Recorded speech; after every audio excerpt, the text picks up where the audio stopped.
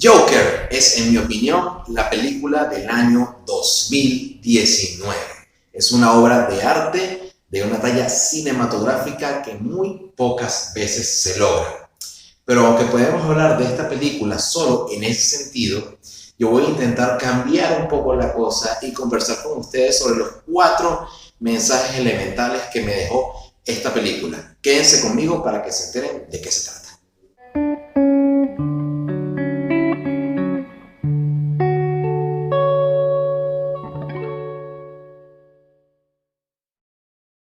Y como siempre digo al principio de estos videos, alerta de spoiler. Si no has visto el Joker aún, sal corriendo, alquílala, cómprala, consíguela de alguna forma porque es una película extremadamente buena y no tiene pérdida. Pero como voy a estar hablando de ella así abiertamente, entonces ten cuidado porque aquí te voy a contar muchas cosas y no quiero que nadie tenga spoilers al ver esta película. Así que están advertidos nuevamente. El primer mensaje sobre el que les quiero hablar lo llamo el descenso.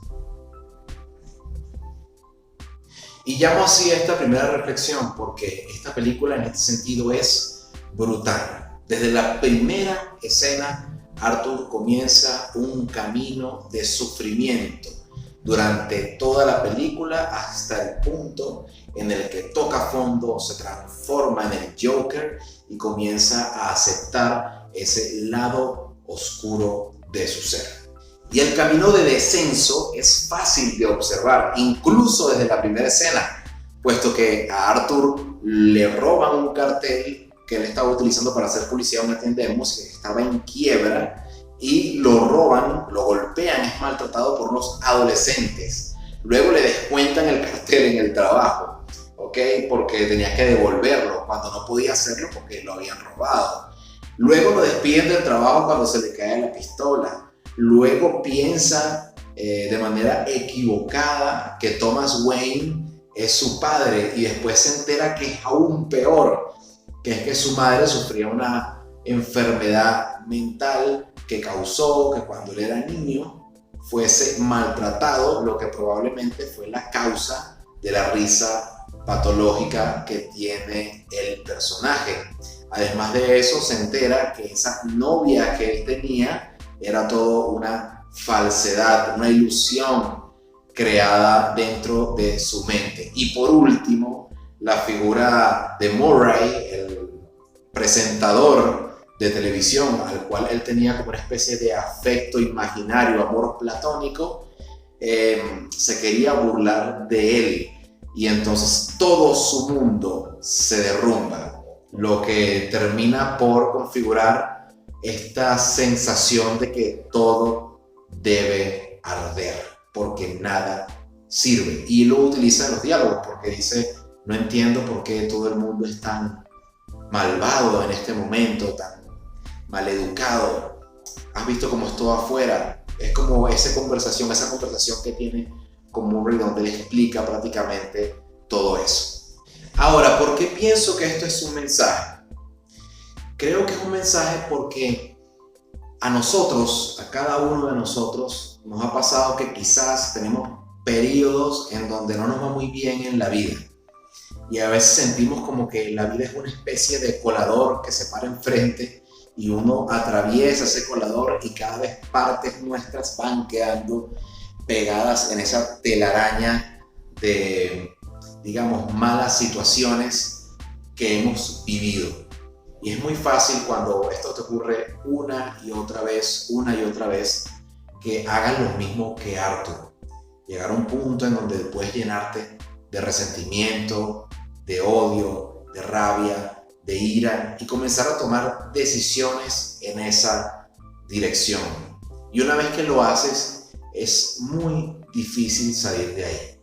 Por ejemplo, hay otras películas en donde se detalla un chico que estaba estudiando, se consigue con una pandilla, la pandilla lo invita, entonces ya esa es la primera mala decisión, que a lo mejor viene configurada porque sus padres le pegaban, porque se sentía diferente, y entonces de repente empieza a robar, y entonces de pronto empieza a utilizar drogas, y va en el camino de descenso hasta que llega un punto que es el final. Esto nos suele suceder a todos nosotros en algún momento de nuestra vida y es importante tener la conciencia y la mente clara para saber que siempre hay un camino de retorno. Y digo esto porque así como el descenso funciona de esta manera, en donde una mala decisión te lleva a dos malas decisiones te llevan a cuatro malas decisiones, el camino de regreso, el camino hacia la luz de manera metafórica, también resulta de la misma manera. Una buena decisión te lleva a dos buenas decisiones, que te llevan a cuatro buenas decisiones, que te llevan a 8 buenas decisiones, y de repente estás en otro lugar diferente. Por eso creo que es importante observar este camino de Arthur e intentar darle vuelta. Si alguna vez te sientes que muchas cosas malas te están pasando, que tienes demasiados problemas y que estás agobiado, intenta ver las cosas con mayor claridad e intentar comenzar a tomar decisiones apropiadas que te puedan traer de regreso y que puedan convertir esas malas situaciones y problemas en oportunidades. La vida es como una película. A veces tenemos situaciones y circunstancias que son muy difíciles y este es el clímax de una película. La película generalmente tiene la presentación del personaje, después en el medio aparece el problema y al final la resolución del problema. Cuando estás en una situación problemática muy difícil, estás en el medio de esa película. Tú decides cómo termina, tú decides cómo va a ser el final. Eres el protagonista de tu propia historia. El segundo mensaje lo titulo el mensaje social. Creo que es una reflexión social, porque engloba de alguna manera lo psicológico con lo político. Es como una comparación entre estas dos cosas, puesto que tenemos dos maneras principales de entender la forma en cómo una sociedad debe comportarse y debe manejarse.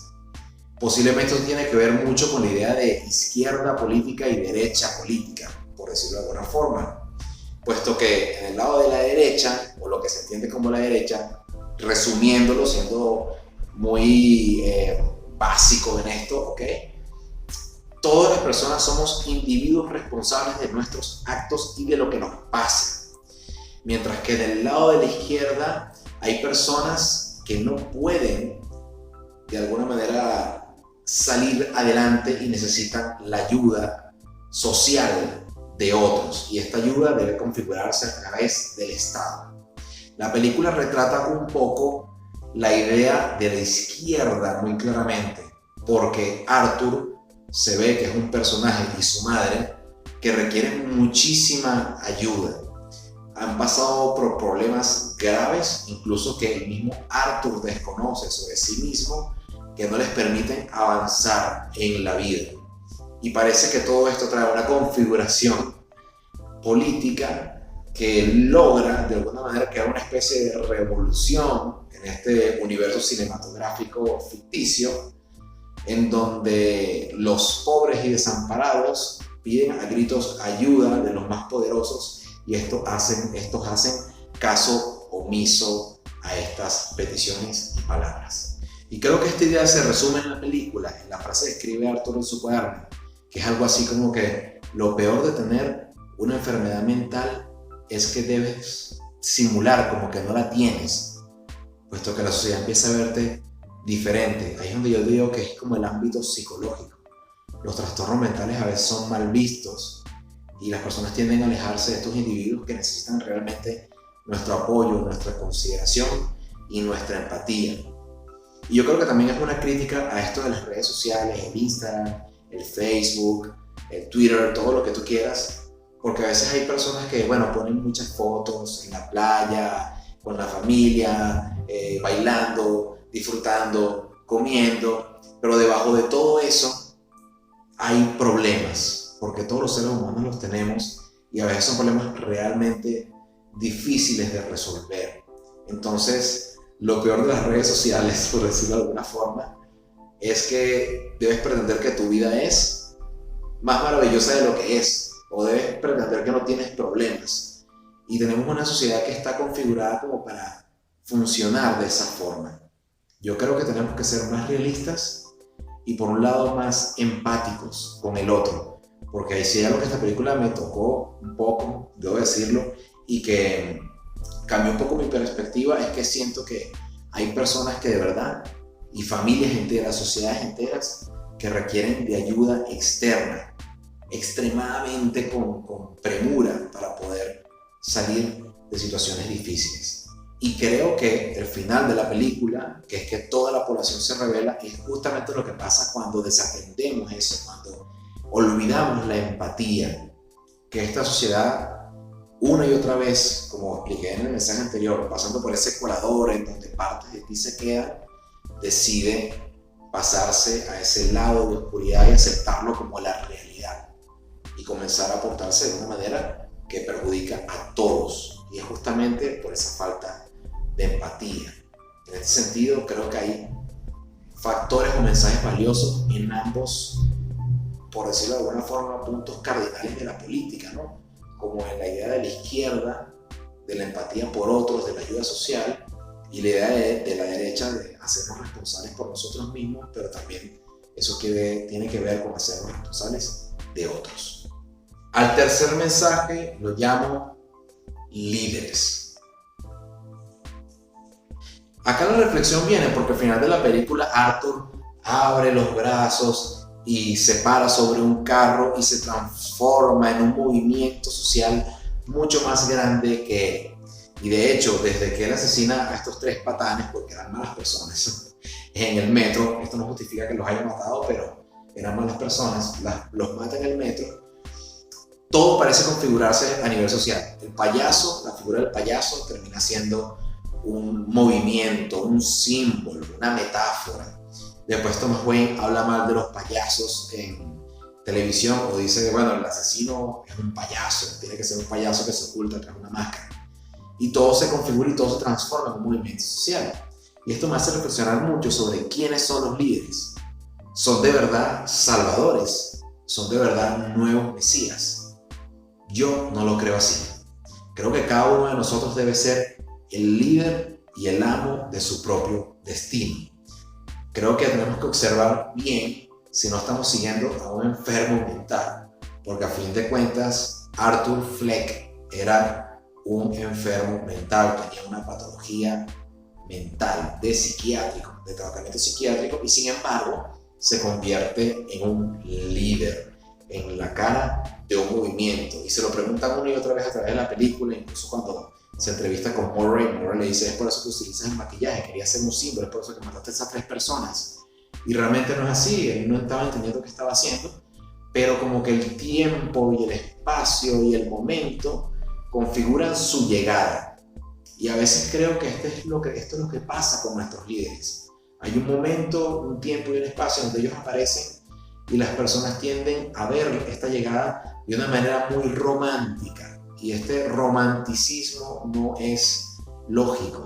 Si, por ejemplo, tu líder fuera cardiólogo y tú tienes un problema en el corazón y hay que operarte a pecho abierto, lo que tú deseas de tu líder es que sea extremadamente competente en su área, para que cuando él mismo te opere salgas vivo del quirófano.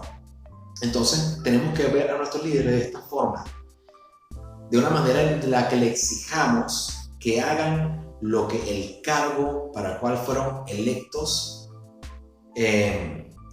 lo hagan de manera eficiente, por decirlo de alguna manera, que cumplan con sus promesas, que trabajen como si fuera una empresa. Si contratas a un gerente y la empresa está yendo al fondo del abismo económicamente, sabes que ese gerente no es bueno. Entonces hay que ser pragmáticos con nuestros líderes y entender que los líderes de nuestro destino somos nosotros. No podemos poner la responsabilidad de nuestras vidas en otras personas. Tenemos que hacernos cargo de nuestras propias vidas y entender a los líderes como personas que deben cumplir una función de manera eficaz y eficiente. O si no, podemos terminar siguiendo a un loco, solo por el romanticismo de hacerlo. Y el cuarto y último mensaje sobre el que les quiero hablar lo titulo El libre albedrío. Y este mensaje es muy importante porque creo que abarca todos los anteriores. Actualmente hay como una especie de discusión filosófica muy importante que yo creo que es liderada específicamente por Sam Harris en los Estados Unidos, puesto que él habla de que el libre albedrío no existe. Ahora, el libre albedrío es una tradición muy común que configura todo el sistema legal y de creencias y valores de nuestra cultura occidental. Es decir, que eres libre de tomar decisiones. Esto, por ejemplo, configura en nuestro sistema jurídico porque si tú robas un banco, te meten preso porque tú decidiste robar el banco, que es cometer un delito, fue tu decisión y esa decisión tiene una consecuencia. Ahora, en la película del Joker, Arthur pareciera de alguna manera no tener este libre albedrío, sino que toda la película lo va llevando. Él parece no ser consciente de lo que está haciendo, no ser muy consciente de lo que está pasando. Es casi como que todos los eventos van sucediendo de una manera en la cual él está incluido, pero es como que no fuera él quien tomara las decisiones. Y hay como una especie de conversación entre Arthur, que es este personaje cariñoso, amoroso, que alimenta a su mamá, y el Joker, que es aquel que pega la cabeza contra un vidrio, aquel que le dispara a estas tres personas en el metro, aquel que mata a Murray. O sea, hay como una conversación entre ellos dos.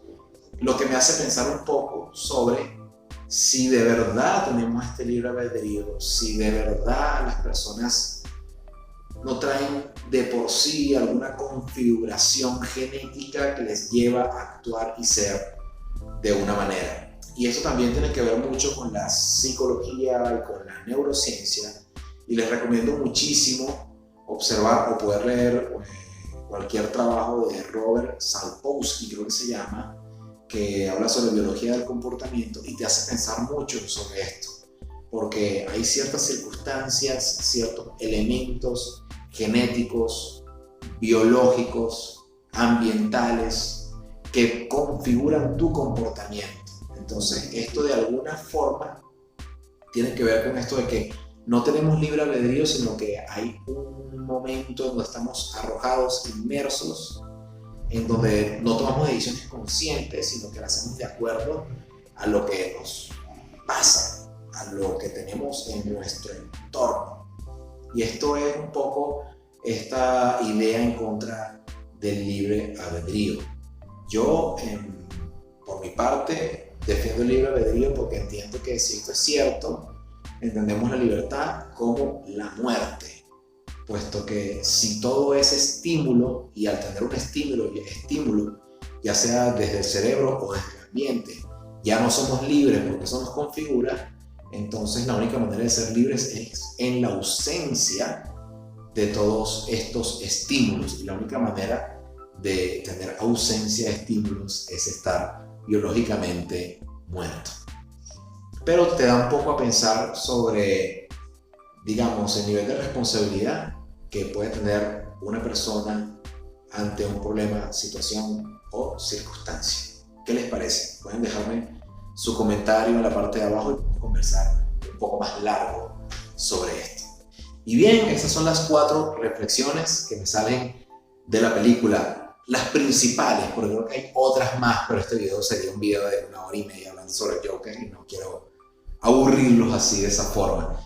De todas maneras, si tienes alguna otra idea, alguna otra reflexión que te parezca valiosa, compártela aquí en los comentarios y vamos a conversar al respecto, quizás podemos hacer hasta un streaming o algo así sobre esto.